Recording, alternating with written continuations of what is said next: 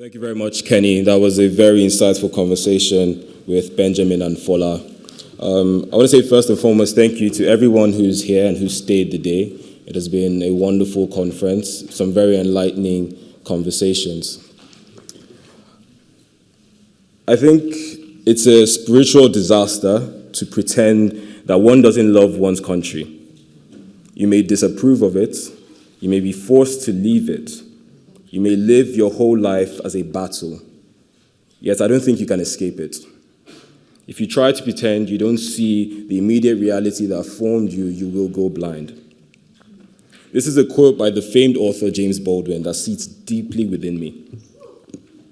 For the past decade of my life, I have been fortunate enough to live between England, Scotland, Ghana, Switzerland, France, and if you visited many others, I have seen what is capable, what we are able to do. I often marvel at the ingenuity of mankind and our propensity for greatness, which is why it saddens me when, if you often fly into Europe or America at night, you are greeted by thousands of lights from the sky. Or you fly into Africa and large parts still remain in darkness. To me, this is one of the most critical problems that must be solved. To actualize our potential and bring those grandiose dreams of what Africa could be, we must bring light to every corner of the continent. The world, as we have it right now, is in a very precarious moment. Things are changing around us a lot more than we've ever seen before. Ideas and solutions we often took for granted are turning out to not work so great anymore. Many of Africa's nations are quite young, and lots of them gaining their independence in the latter part of the 20th century, as young as our grandparents. We must understand that our path is different, and it's not going to work if we simply just look around us to copy the solutions that have been provided beforehand. We must create new business models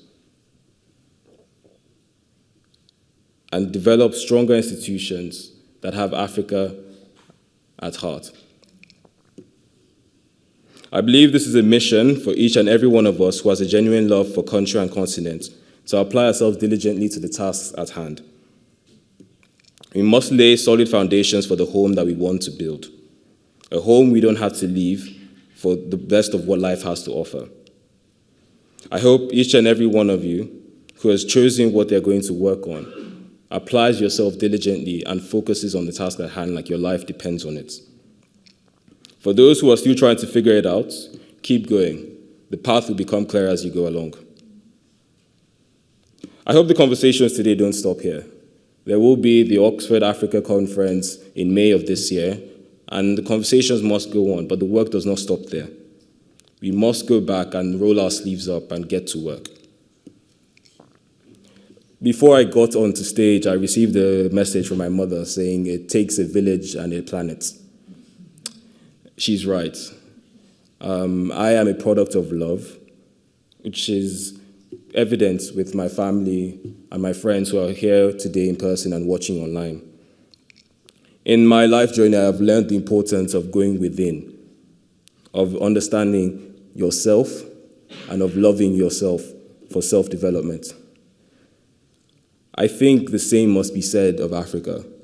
We must go within because we have the solutions we need within ourselves. I wonder often what Africa could look like if our leaders began to operate with a love ethic. I'd like to thank you all for being here today. But as you go home, I hope that the conversations you've heard today sit with you.